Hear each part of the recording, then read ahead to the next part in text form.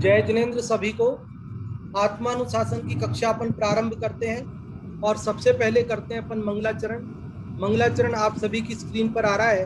आप और हम सभी हाथ जोड़कर विनय पूर्वक मंगलाचरण करते हैं। लक्ष्मी निवास निलयम विलीन विलयम निधाय हृदि वीरम आत्मानुशासन महम वक्षे मोक्षाय भाव्यानाम। जो लक्ष्मी के निलय रूप उन अविनाशी प्रभु को उर्धार ग्रंथ रचूं आत्मानुशासन भव्य जनों को है स्वीकार। भव्य जनों को है स्वीकार। यह आत्मानुशासन नामक ग्रंथराज है। आज से लगभग 1300 वर्ष पूर्व इस ग्रंथराज की रचना आचार्य गुणभद्र देव द्वारा संस्कृत भाषा में की गई है। इसमें 270 श्लोक हैं और उनमें से हम 165 श्लोक पढ़ चुके हैं। आज हम 166वां श्लोक पढ़ेंगे।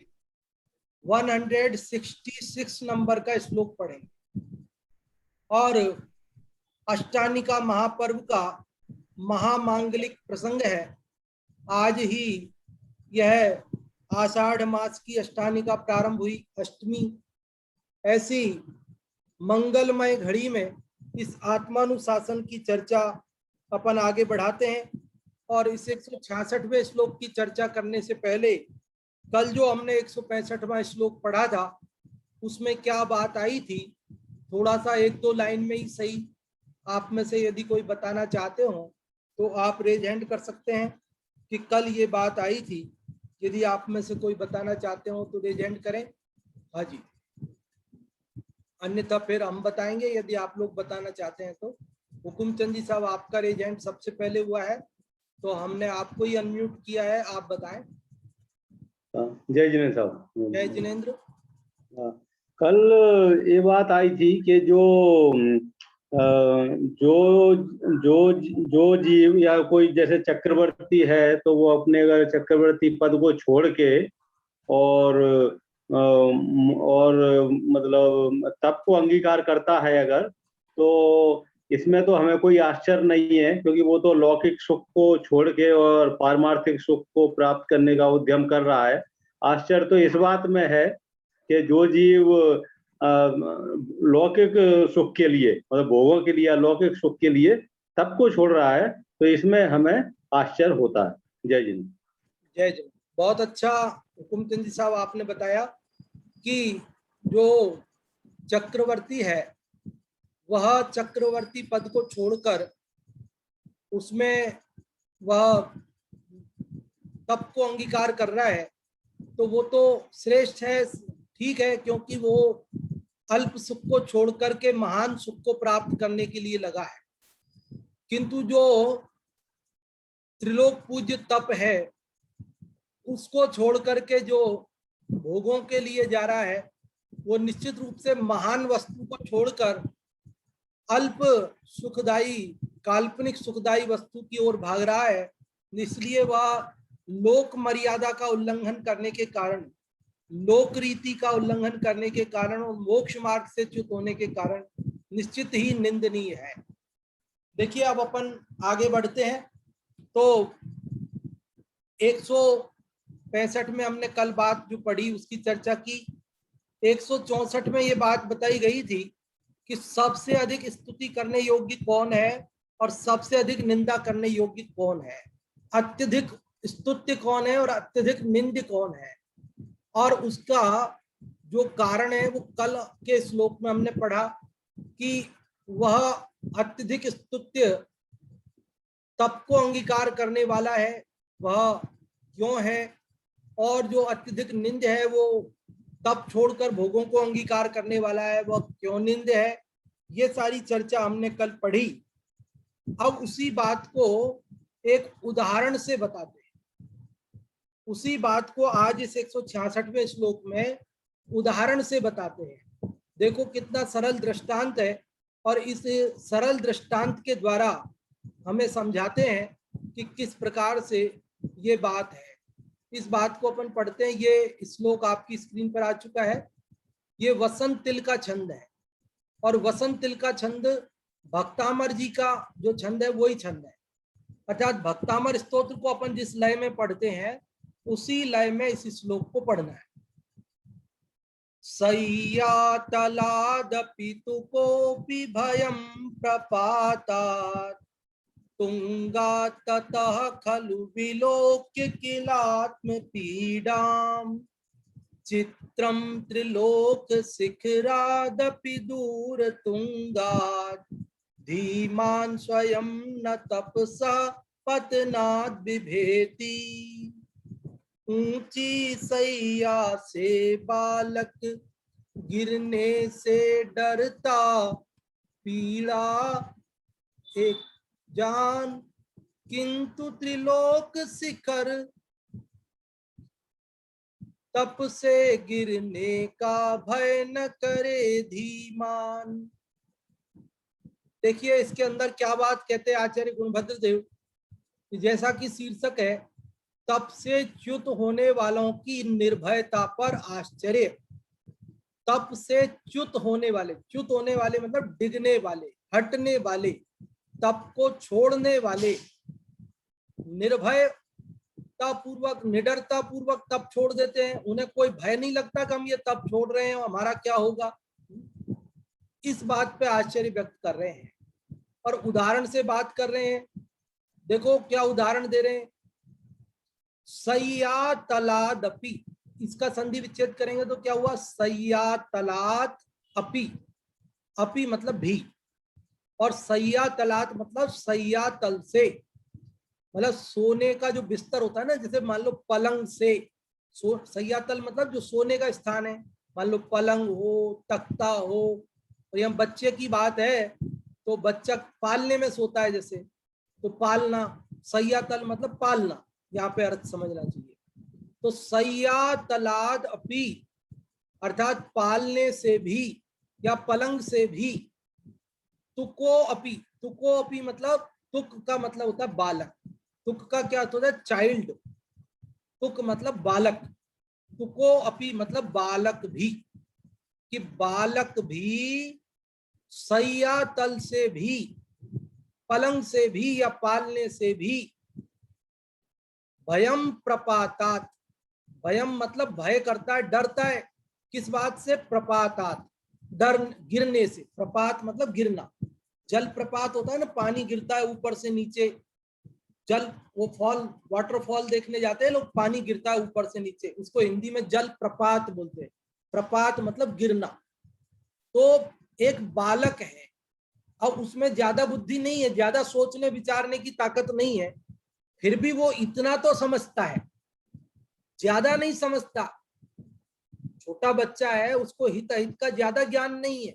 अभी सांप को पकड़ लेगा, आग को पकड़ लेगा, पकड़ लेता नहीं, ज्यादा ज्ञान नहीं है, फिर भी इतना सा ज्ञान तो है उसको कि ये पलंग से अगर मैं गिर गया, इस पालने से गिर गया तो मेरे लग जाएगी, वो उससे गिरने से डरता है। बोलो, ज्यादा ज्ञान नहीं है लेकिन इतना ज्ञान है कि नीचे गिरने से मुझे तकलीफ होगी। देखो और आगे देखो, तुंगात, तुंगात मतलब ऊपर से, ऊंचे से, ततः, ततः मतलब उससे, मतलब वो जो पालना है ना सय्यातल, जो कि ऊंचा है, जमीन से थोड़ा ऊंचा होता है, 1 feet, 1.5 feet, 2 feet, 3 feet, 4 feet, जितना भी ऊंचा हो, तो ऊंचे सय्यातल से गिरने से, प्रपातात तुकः भी, बालक भी, खलु विलोक्य किलात्म पीडाम। देखो पीड़ाम नहीं बोलना है, पीडाम। संस्कृत में पीड़ा होता है, हिंदी में वही पीड़ा होता है। हिंदी में पीड़ा, नीचे बिंदी लग जाएगी, और संस्कृत में पीड़ा। तो खलु मतलब निश्चय से, वास्तव में, विलोक्य, विलोक्य मतलब देख कर, किल मतलब वही निश्चय से, किल मतलब निश्चय से, खलु का अर्थ भी वही होता है। आत्म पीड़ाम मतलब अपनी पीड़ा को, भाई मेरे कष्ट होगा, मुझे पीड़ा होगी, मेरे लग जाएगी, मुझे तकलीफ होगी, ये विलोक, ये देख करके वो क्या करता है, भयम, भयम मतलब डरता है। भयग्रस्त रहता है।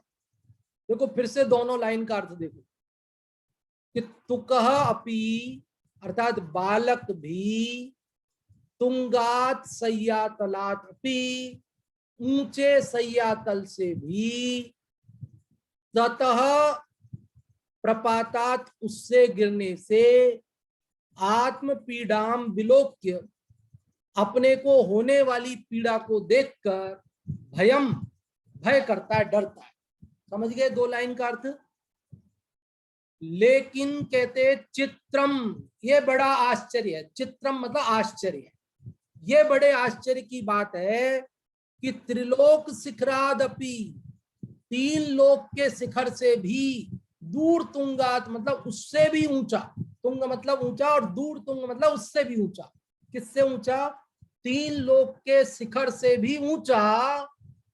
तपसह, तप से, पतनात गिरने से, धीमान जो बुद्धिमान होते हुए भी, मुनि होते हुए भी, ज्ञानी होते हुए भी, स्वयं न विभेति, स्वयं नहीं डरता है। विभेति मतलब डरना, न विभेति मतलब नहीं डरता है। समझ में आई के बाद? देखो एक बार मैं आपको बोलचाल की भाषा में बताता हूं। यहाँ ये कह रहे कि एक बच्चा, उसको ज्यादा बुद्धि नहीं है, ज्यादा सोचने विचारने की ताकत नहीं है, लेकिन फिर भी उसे इतना ज्ञान जरूर है कि अगर मैं पलंग से गिर गया तो चोट लग जाएगी, तकलीफ हो जाएगी, इसलिए उससे गिरना नहीं चाहता, गिरने से डरता है।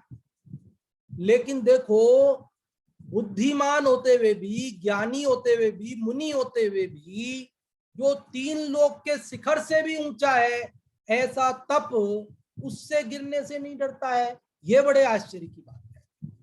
देखो जो 164वें श्लोक में उन्होंने बात कही थी कि जो भोगों के लिए, जो पूर्व में त्यागे हुए भोगों के लिए तप को छोड़ देता है, वो सबसे अधिक निंद्य व्यक्ति है, निंदनीय है। उसी बात को कल 165वें में उन्होंने ये कहा कि भाई वो निंदनीय क्यों है? क्योंकि उसने क्या किया कि अल्प मूल्य वाली वस्तु के लिए महामूल्य वाली वस्तु को, बहुमूल्य अमूल्य वस्तु को छोड़ दिया। तो उसने लोक रीति का भी उल्लंघन किया और मोक्ष मार्ग में भी वह भ्रष्ट हुआ, इसलिए वो सर्वाधिक निंद्य है। और उसी बात को दृष्टांत से यहाँ कह रहे हैं कि देखो एक बच्चा होता है, वो भी ऊंचे से गिरने से डरता है, और ये मुनि होकर भी, ज्ञानी होकर भी ऊंचे से गिरने से नहीं डरता है। तो ये तो बड़े आश्चर्य की बात है। तो आप में से जो भी इसका अर्थ बताना चाहते हो, जो भी इसका पाठ करना चाहते हो, संस्कृत वाले से, हिंदी वाले से, सभी लोगों को हम क्रम क्रम से अवसर देंगे। 4 लोगों को अवसर होगा, एक को संस्कृत और हिंदी का बताने का, दोनों को अलग अलग, और दोनों को अलग अलग पढ़ने का।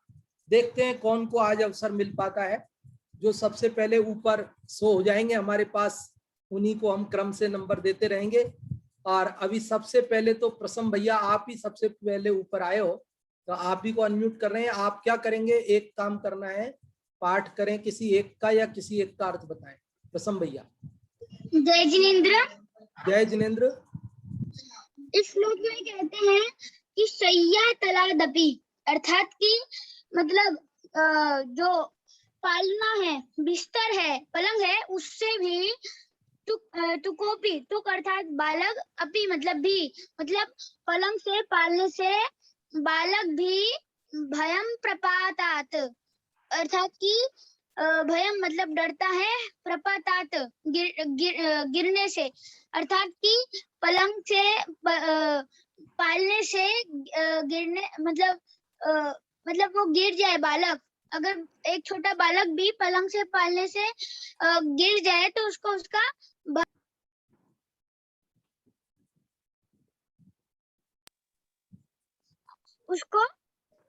डर लगता है कि तुंगतातः कि वो ऊंचाई से गिर जाएगा। तो खलु विलोक्य अर्थात निश्चय से वह देखता है कि आत्म पीड़ाम, अर्थात कि उसको पीड़ा होगी, दुख होएगा। अगर वो निश्चय से वो देखता है कि उसको दुख होएगा, या अगर वो ऊंचे से गिर गया पलंग या पालने से, तो वो बालक भी डरता है। और चित्रम अर्थात कि आश्चर्य की बात है कि त्रिलोक शिखरादपि, अर्थात कि तीन लोक के शिखर से भी दूर तुंगदाद, अर्थात कि तीनों लोकों के शिखर से भी ऊंचा जो है तपसः, ऐसा तप, अर्थात कि आश्चर्य की बात है कि तीन लोकों से भी ऊंचा जो तप है उससे तू गिर रहा है धीमान, अर्थात हे बुद्धिमान मुनि होते हुए, हे बुद्धिमान तू तीन लोकों के शिखर से भी ऊंचा जो तप है उससे तू गिर रहा है, और पतनात भी भैसी, तेरे को भय नहीं लग रहा है। चित्रम, यह आश्चर्य की बात है। हाँ प्रसन्न भैया, आपने बहुत अच्छा बताया, लेकिन दो शब्दों के उच्चारण में आपको दिक्कत आ रही थी। दूसरी लाइन का पहला शब्द उच्चारण और तीसरी लाइन का अंतिम शब्द उच्चारण में आपको दिक्कत आ रही थी, तो हम इन दो शब्दों का उच्चारण आपको फिर से बताना चाहते हैं। दूसरी लाइन का पहला शब्द है तुंगात ततः। आप बोल रहे थे तुंग तात ततः, ऐसा कुछ उच्चारण कर रहे थे, तो तुंगात ततः। और इसी प्रकार तीसरी लाइन का अंतिम शब्द आप बोल रहे थे दूर तुंगगाद, इस टाइप से कुछ बोला था आपने, दूर तुंगात। हाँ जी, ट्यूशन की फीस कहाँ से भरी? मेरे से और कुछ खर्चा याद आ रहा है। हाँ जी, चलो हम पहले मंगाते हो। अब अपन दूसरे किसी को चांस देते हैं, और संस्कृत का अर्थ तो हो गया।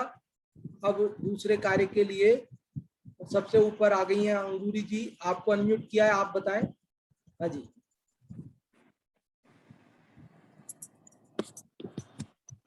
सभी को जय जिनेन्द्र। जय जिनेन्द्र। इसमें बताया कि ऊंची सैया से बालक गिरने से डरता पीड़ा जान। जो ऊंची सैया पे जो बालक है उसको इतना बोध है कि वह गिरेगा तो उसको चोट लग जाएगी, इसलिए वह डरता है। बताया किंतु लोग शिखर तप से गिरने का भय न कर धीमान। धीमान माने बुद्धिमान, बुद्धिमान। त्रिलोक शिखर में जो तप है वह सबसे उत्तम है, और तप से ही मतलब कर्मों की निजरा होती है। और तो जो मुनिराज हैं वह त्रिलोक जो तप करते हैं वह सबसे ऊंचे शिखर पर विराजमान है, और लेकिन वह उससे मतलब गिरने के लिए गिरने का भय नहीं है। बहुत अच्छा आपने। जो जीव मुनिलिंगधारी हैं, विचारवान हैं, और तब भी तीन लोक के शिखर के समान ऊंचा है, क्योंकि तीन लोक के जीव तब को सबसे बड़ा मानते हैं, पूज्य मानते हैं। फिर भी जीव इससे भ्रष्ट होकर के डरता नहीं है, स्वयं में भी भ्रष्ट होता है। इतना भी विचार नहीं करता कि भ्रष्ट होने से लोक में हास होगी, मेरी निंदा होगी, और चिरकाल तक नरक निगोद आदि के दुखों को सहना पड़ेगा। यह बड़े आश्चर्य की बात है। बहुत अच्छा आपने बताया अंगूर जी, बहुत बहुत धन्यवाद आपके लिए। और अब इसके बाद क्रम से यहाँ प्रदर्शित हो रहे हैं, उनमें हुकुमचंद जी साहब आपका नंबर है, आप कौन से का पाठ करेंगे, संस्कृत या हिंदी का? हुकुमचंद जी साहब क्या हुआ, आप सामने से दिखना बंद हो गए, वापस हो? हाँ, फिर से अनम्यूट किया आपको, आप। हाँ संस्कृत का करता हूं मैं पाठ। हाँ जी, करें। शय्यातलादपि तु कोऽपि भयं प्रपातात् तुङ्गाततः खलु विलोक्य किलात्मपीडाम् चित्रं त्रिलोकशिखरादपि दूरतुङ्गात् धीमान् स्वयं न तपसः पतनाद् भेति। हाँ जी, बहुत अच्छा पाठ किया आपने, बहुत बहुत धन्यवाद आपके लिए। और आज हम किसी को आगे पीछे नहीं देख रहे हैं, जो क्रम से ऊपर आते जा रहे हैं उन्हीं को हम अवसर दे रहे हैं। तो अभी सुधा जी आप आए क्रम पर, और आप हिंदी वाले का पाठ करना चाहेंगे? हाँ, जय जिनेन्द्र पंडित जी। जय जिनेन्द्र। ऊंची सैया से बालक गिरने से डरता पीड़ा जान, किंतु त्रिलोक शिखर तप से गिरने का भय न करे धीमान। बहुत अच्छा पाठ आपने किया। तो देखिए अभी हमने इस 166वें श्लोक को संस्कृत से और हिंदी से समझा, दोनों का पाठ करना सीखा और उनका अर्थ समझा। अब इसकी थोड़ी सी चर्चा करते हैं अपन। देखिए इसमें क्या बात बताई गई है कि इसमें ये बताया जा रहा है कि एक बच्चा होता है, यद्यपि उसको ज्यादा विचार शक्ति नहीं है, फिर भी वह इतना विचार तो रखता है कि भाई मैं अगर पलंग से गिर गया, नीचे गिर गया ऊपर से, तो मेरे चोट लग जाएगी, मुझे दर्द होगा, मुझे पीड़ा होगी, और इसलिए वो उससे गिरना नहीं चाहता, गिरने से डरता है। लेकिन जो ज्ञानी होते हुए भी, वो तो बालक है, वो तो अज्ञानी, बच्चा तो अज्ञानी कहलाता है, लेकिन ये तो ज्ञानी है, और ज्ञानी होते हुए भी, धीमान शब्द है ना, धीमान, बुद्धिमान होते हुए भी, और ये कोई 2 फीट के पलंग से नहीं, ये तो 3 लोक के शिखर से भी ऊंचा। 3 लोक का शिखर क्या है? 3 लोक, अधोलोक, मध्यलोक, ऊर्ध्वलोक। ऊर्ध्वलोक के वहां अंतिम भाग में ऊपर सिद्ध शिला है, और उस सिद्ध शिला पर किससे जाते हैं? इस तप से ही जाते हैं। इसलिए ये जो तप है, ये 3 लोक का शिखर जो सिद्ध शिला है, उस सिद्ध शिला से भी ऊंचा है, क्योंकि वो सिद्ध शिला जो ऊंची है वो किस लिए है? कि ये तप के कारण से वहां जीव जाता है, इसलिए ऊंची है। अगर ये तप नहीं होवे तो सिद्धि नहीं बनेगा, और सिद्धि नहीं बनेगा तो सिद्ध शिला का क्या महत्व है फिर?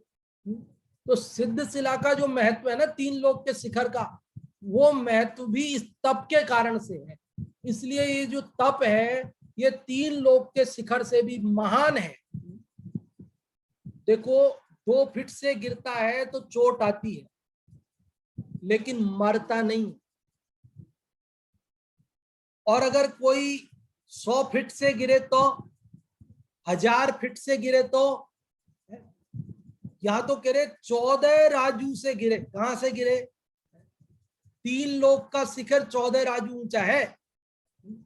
अब वो राजू कितना बड़ा है उसकी कल्पना हमको नहीं है, और 14 राजू क्या, 14 राजू से भी ऊंचा, उससे भी महान है तप। वहां से गिरेगा तो क्या होगा? तो भैया चोट नहीं आएगी, रोगे नहीं, रोने लायक ही नहीं बचोगे। बचोगे तो ना चोट आएगी, रोगे। वहां तो प्राणांत होने वाला है, प्राणांत। कि पंडित जी कैसी बातें कर रहे हो, प्राणांत हो जाएगा? अरे भैया प्राणांत होगा, और एक बार नहीं होगा, अनंत बार होगा। समझ में आई बात? क्योंकि जो तप से भ्रष्ट होता है वह निश्चित रूप से दुर्गति में जाता है, और वह दीर्घ काल तक संसार में परिभ्रमण करता है। इसलिए वो अनंत जन्म मरण करता है। साधिक 2000 सागर की आयु पूरी करके निगोद में भी चला जाता है, और एक श्वास जितने 18वें भाग में जन्म मरण, जन्म मरण, जन्म मरण, जन्म मरण। तो बोलो जरा सी चोट लगने से बच्चा डर रहा है, ज्यादा ज्ञान नहीं है तो भी। और ये इतना ज्ञानी होते हुए भी जो 3 लोक में पूज्य है, महान है, ऐसा तप, वहां से गिरने में भी डर नहीं मान रहा है। ये कितना बड़ा आश्चर्य है। ये दुनिया के 10 आश्चर्य लेख हमने आपको भेजा था, जो आपका पाठशाला का ग्रुप बना हुआ है। यदि आप लोगों में कोई उसमें नहीं हो और जो आप उसका लाभ लेना चाहते हो, ये देखो दिखा आपको थोड़ा सा दुनिया के 10 आश्चर्य। इसमें भी ये इसका शीर्षक तो 10 है, लेकिन इसमें 10 मतलब 10, केवल 10 ही आश्चर्यों की बात नहीं है, क्योंकि ये देखो 17 आश्चर्य लिखे इसके अंदर, 17वां आश्चर्य। तो ये मतलब क्या है? 10 का अर्थ होता है बहुत। 10 का मतलब 10 नहीं होता। जैसे अपन बोलते हैं ना कि मेरे जी को 10 काम है, तो कोई कहे 10 काम है तो गिनाओ जी कौन कौन से 10 काम है। तो हम कहते हैं क्या गिनाएं आपको 10 काम? हम गिनाने बैठेंगे तो 10 क्या 20 हो जाएंगे, 100 हो जाएंगे। कहां तक गिनाएंगे? इसलिए 10 का मतलब 10 नहीं होता, 10 का मतलब होता है बहुत। तो ये 10 आश्चर्य मतलब 10 ही आश्चर्य नहीं है, 17 तो इसमें गिनाए हैं। और इसके अलावा भी आप स्वाध्याय करेंगे तो और भी खोज सकते हैं, जितने सहज रूप से मिले उतने इसमें लिखे गए हैं। और इसमें यदि आप लोगों ने किसी ने पढ़ा हो, कल जो आपको ग्रुप में भेजा था, तो ये जो अपने अभी आज अपन जो ये पढ़ रहे हैं 166वें श्लोक के आधार से, ये इसमें 6 नंबर पे संकलित किया है, आश्चर्य नंबर 6। उसमें ये बात ये वाला किया है कि जो 3 लोग के शिखर से गिरने से नहीं डरता है, जबकि एक छोटा सा बच्चा भी पलंग से गिरने से डरता है, तो ये बड़ा आश्चर्य है। और कल जो हमने पढ़ा था कल जो पढ़ा था नहीं, आगे पढ़ेंगे, वो भी इसमें 167 वाला 9 नंबर पे, 168 वाला 7 नंबर पे, ऐसे ये सब संकलित किए हैं। तो हमें चाहिए कि हम इनका स्वाध्याय करके लाभान्वित हों। देखिए, अगर किसी को नहीं मिला हो तो आप हमें व्हाट्सएप पे अगर जय जिनेन्द्र लिख के भेजेंगे तो हम आपको ये लेख और भेज देंगे। कदाचित आप में से कोई उस ग्रुप में जुड़ा हुआ नहीं हो और आप चाहते हो तो हमारे नंबर पे मैसेज का नंबर है 9414845784। इस नंबर पे आप जय जिनेन्द्र लिख के भेजेंगे तो मैसेज आपको ये लेख भेज देगी और आप उसका लाभ ले सकते हैं। तो देखिए, बात चल रही इसके अंदर अपनी की किस प्रकार से एक बालक भी उससे गिरने से डरता है और ये ज्ञानी होकर भी गिरने से नहीं डरता। ये बड़ा आश्चर्य। देखो, यहाँ कह रहे हैं कि हमने ये बात समझी कि बालक गिरता है तो उसको केवल थोड़ी सी चोट आएगी, मरण नहीं होने वाला है। लेकिन इससे गिरेगा तो मरण होगा, और एक बार नहीं बल्कि अनंत बार मरण होगा। और ऐसे दुख का जो कारण बनने वाला है, फिर भी उससे नहीं डरता है। ये बड़े आश्चर्य की बात है। जो वास्तव में ज्ञानी धर्मात्मा होते हैं, मनस्वी होते हैं, महान व्यक्तित्व होते हैं, उनका तो ऐसा स्वभाव होता है, वो निरंतर निरंतर निरंतर अपने तप में वृद्धि करते जाते हैं। कितने भी कष्ट आए, कितनी भी तकलीफ आए, वो कितने भी उपसर्ग आए, वे उससे डिगते नहीं है, वो उससे और आगे आगे आगे आगे बढ़ते जाते हैं, नीचे गिरते नहीं। देखो, एक बड़ा अच्छा सा हमने दोहा स्कूल में बच्चों को पढ़ाते हैं, हिंदी में आता है, उसका अर्थ बताता हूं आपको। उसमें लिखा है कि जब तालाब में पानी आता है तो उसमें जो कमल होता है ना, वो कमल की डंडी बढ़ती जाती है।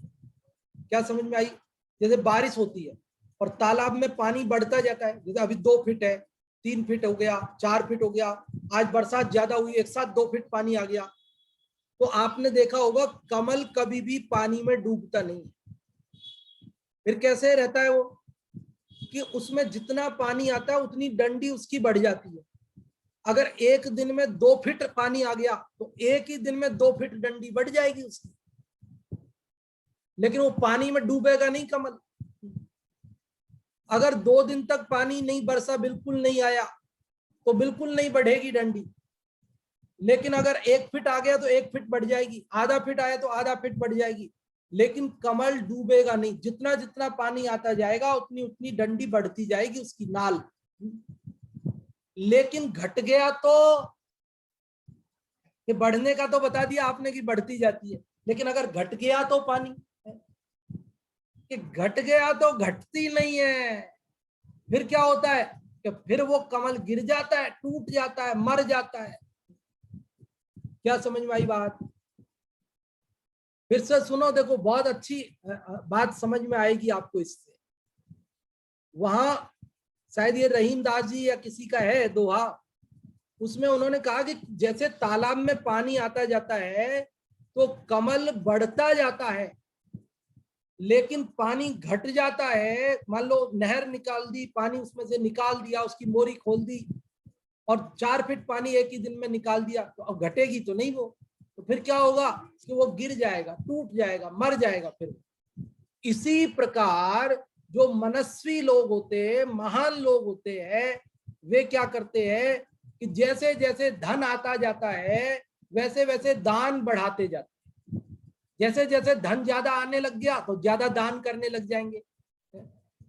लेकिन अगर धन आना कम हो गया, मान लो पुण्य का उदय कम हो गया और धन आना कम हो गया, तो क्या करेंगे? तो बोले दान को घटाते नहीं है, एक बार बढ़ा दिया सो बढ़ा दिया, कि अब क्या करेंगे, भले सब कुछ लुट जाए, बर्बाद हो जाए, लेकिन वो दान को घटाते नहीं है। ऐसा उन्होंने दृष्टांत दिया है। तो यहाँ हम कहना चाहते हैं, इसी प्रकार जो महान लोग होते हैं, ज्ञानी लोग होते हैं, वे तप को बढ़ाते जाते हैं, घोर उपसर्गों में भी बढ़ाते जाते हैं, और कितना भी उपसर्ग आ जाए तो उसको घटाते नहीं है। फिर ऐसी बात हो तो संलेखना ले लेते हैं, समाधि मरण कर लेते हैं। लेकिन वो समाधि मरण की जो प्रसंग ऐसे गलत मत समझना, कभी कभी चर्चा आती है जब मैं बताता हूँ, अभी इतना अवकाश नहीं कि मैं उसको बता सकूं विस्तार से। समाधि मरण के जो अन्य सारे प्रसंग मिले, सारी स्थितियां बने, तो ही समाधि मरण लेते हैं, अन्यथा जो भी प्रसंग गुरु की आज्ञा होती है वैसा करते हैं। कहने का तात्पर्य यह है कि जो महान तपस्वी हैं वे तप को छोड़ते नहीं। क्या समझ में आई बात? देखो, लोक में भी कोई व्यक्ति ऊंचा पद पाले, कोई प्रतिष्ठा पाले, और फिर कोई पाप के उदय से कदाचित नीचा हो जाए तो अपमान महसूस करता है। वो कई बार तो आत्मघात तक का परिणाम कर लेता है कि इससे बढ़िया तो मैं मर जाऊं। यद्यपि आत्मघात करना नहीं चाहिए, क्योंकि आत्मघाती सो महापापी, ये चर्चा भी हम कर चुके हैं पिछले प्रसंगों में। तो लेकिन विचार तो आते हैं ना जीव को कि इससे तो हम मर जाएं, मतलब वो नीचे गिरना नहीं चाहता।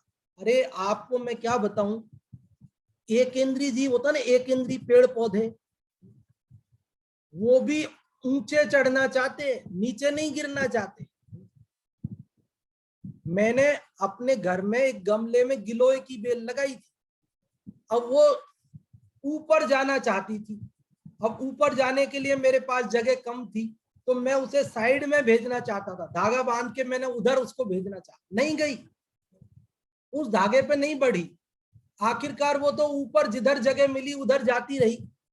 मैंने उसको 2-3 बार उस धागे से लपेटने की कोशिश की कि ये इधर चली जाए, ये इधर चली जाए, नहीं गई वो। क्यों? क्योंकि एक इंद्रिय जीव है तो भी इतना ज्ञान है कि उसे ऊपर जाना पसंद है, नीचे गिरना पसंद नहीं है। बोलो। और हम अपने को ज्ञानी कहलाते हैं, मनुष्य कहलाते हैं, सृष्टि के सबसे अधिक बुद्धिमान प्राणी कहलाते हैं, और हम त्रिलोक पूज्य तप से, संयम से डिग जाते हैं, ज्ञान से स्वाध्याय।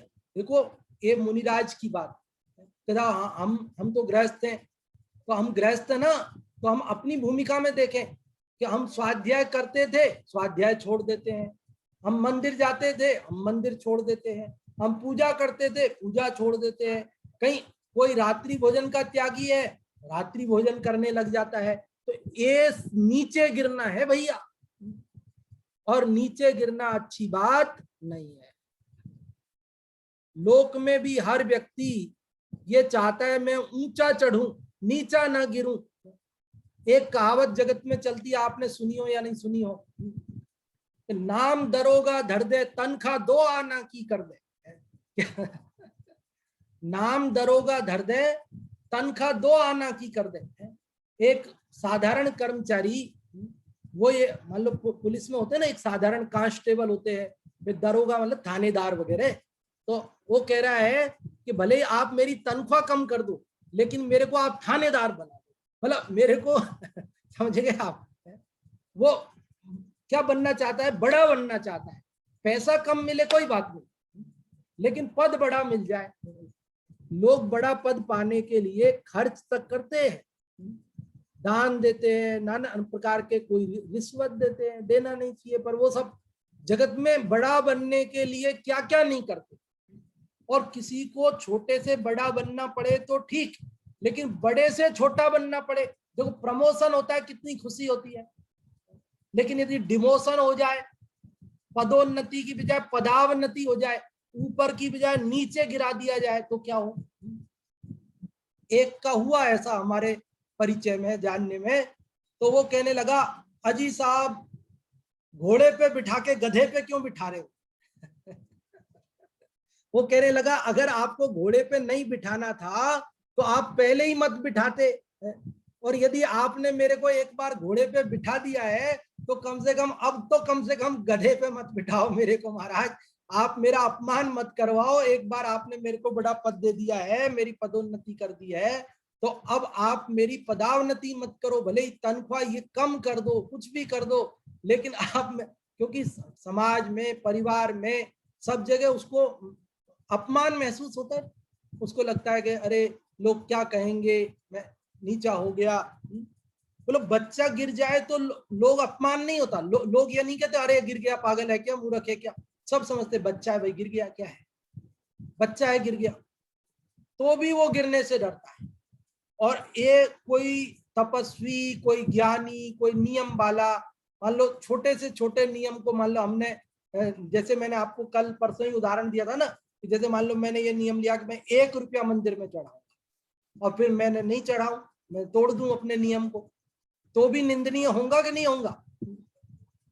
तो जिसने इतना महान प्रतिज्ञा को, महाव्रत की प्रतिज्ञा को तोड़ दिया, तो वह तो निश्चित ही क्या हो जाएगा, निंदनीय हो जाएगा।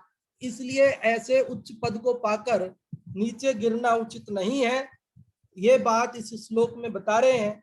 और फिर भी कहते हैं कि कोई गिरता है तो वो निश्चित रूप से अत्यधिक निंदनीय है, अत्यधिक वह निंदा के योग्य है।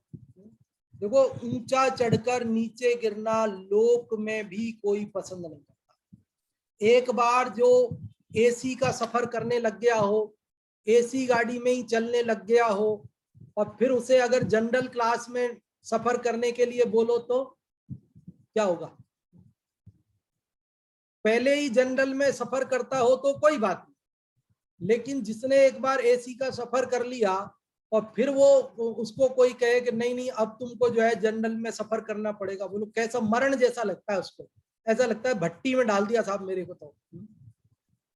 जबकि ऐसा कुछ नहीं है, ऐसा कुछ नहीं है कि वो जनरल में चला गया तो कोई भट्टी में चला गया, कोई मरण हो गया, कुछ नहीं है, इससे कोई फर्क नहीं पड़ता है।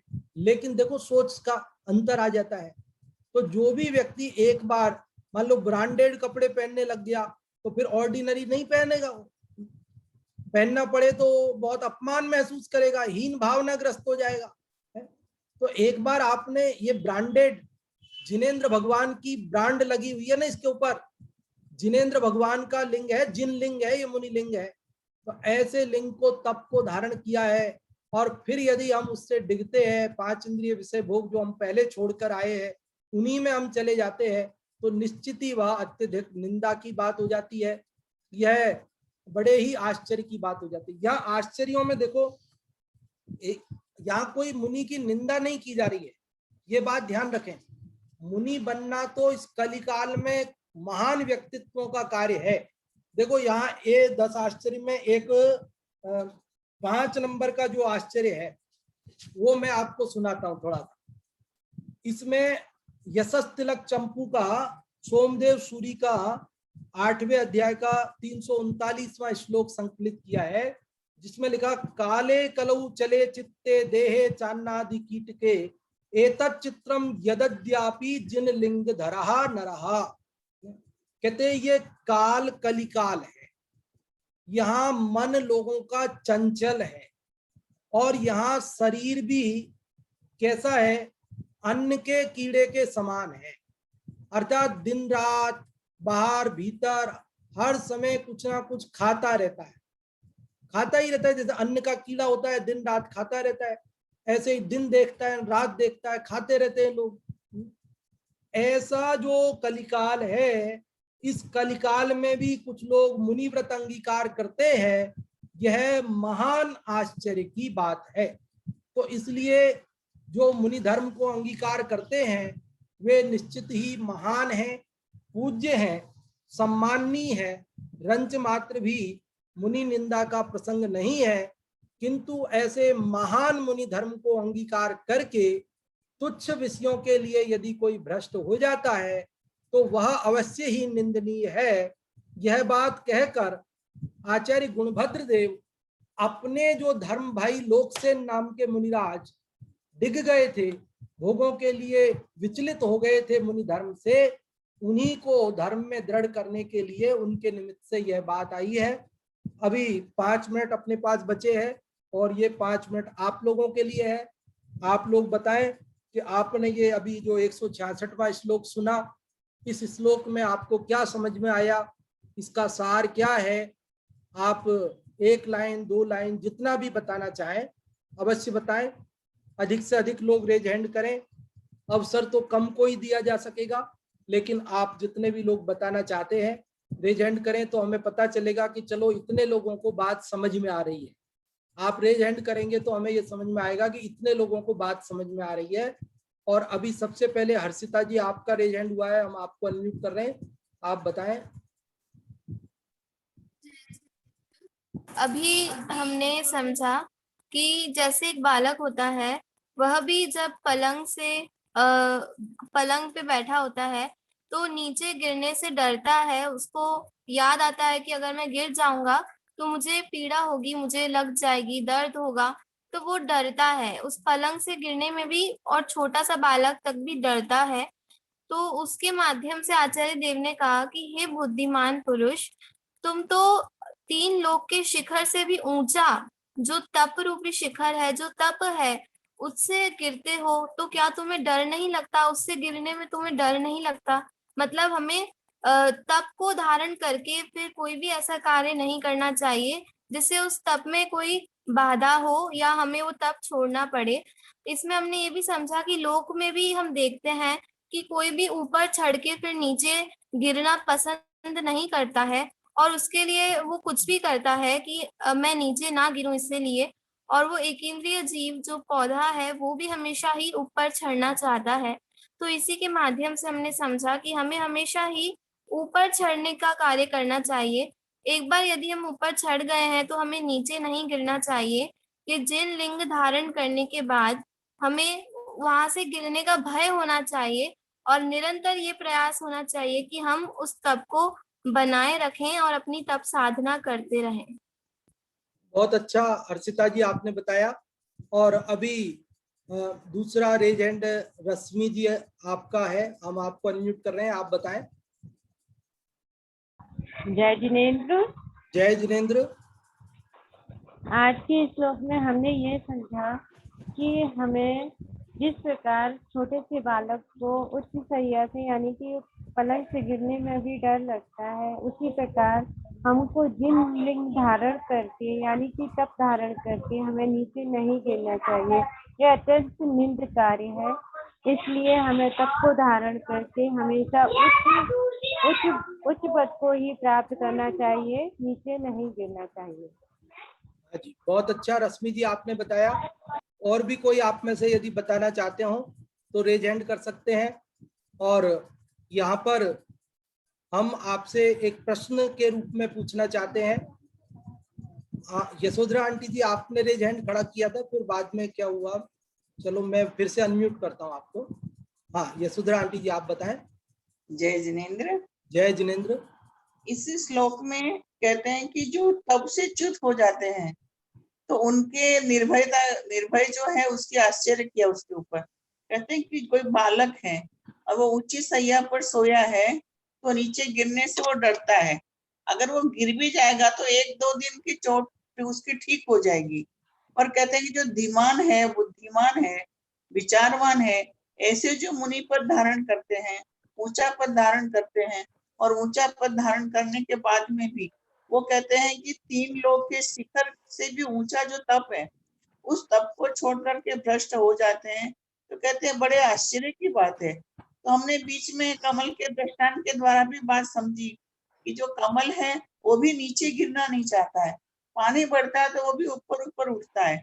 और कहते हैं कि जो लोक में भी है वो भी किसी की पदोन्नति हुई हो और वापस उसकी पदोन्नति हो जाए तो कहते हैं वो भी बहुत लज्जा महसूस करता है, अपमान महसूस करता है, यहाँ तक कि वो आत्महत्या करने का भी उसको भाव आ जाता है। तो कहते हैं कि ऊपर उठ करके नीचे गिरना वो कोई शोभाजनक बात नहीं है। तो यहाँ पर हमें भी इससे प्रेरणा लेनी है। हमने कोई ऊपर उठने का नियम लिया है या कोई ऊंचा नियम लिया है तो और उससे ऊंचा उठने का प्रयास करना चाहिए, कभी नीचे नहीं गिरना चाहिए। बहुत अच्छा आपने बताया, बहुत बहुत धन्यवाद आंटी जी। और देखिए, कोई ये कह सकता है आप कर्म का ऐसा उदय है, नो कर्म संयोग ऐसे मिल गए, क्या करे। तो यहाँ हम ये बात भी बता देना चाहते हैं कि कोई इस महान चारित्र से नीचे गिरता है तो उसमें कर्म नो कर्म का उदय नहीं होता है, कर्म बल्कि प्रज्ञा का दोष होता है।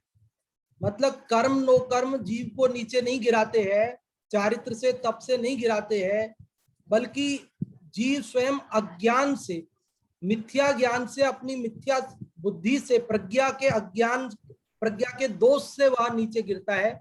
इसलिए यदि हम अपना प्रज्ञा का दोष हमारे अंदर न रहे, ज्ञान सम्यक हो, श्रद्धान सम्यक हो, तो अवश्य ही वह चारित्र से डिगा नहीं जाता है।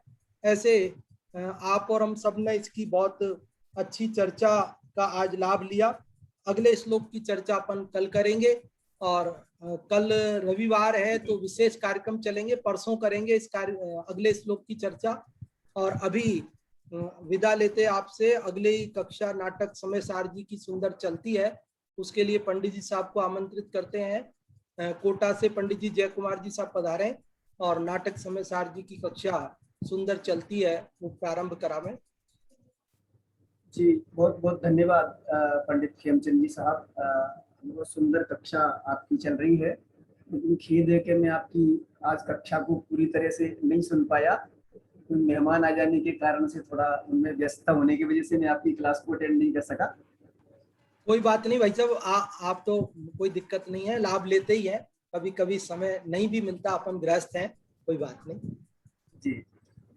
चलिए, और अपन नाटक समय सार जी की कक्षा प्रारंभ करते हैं। मंगलाचरण के लिए हाजिर।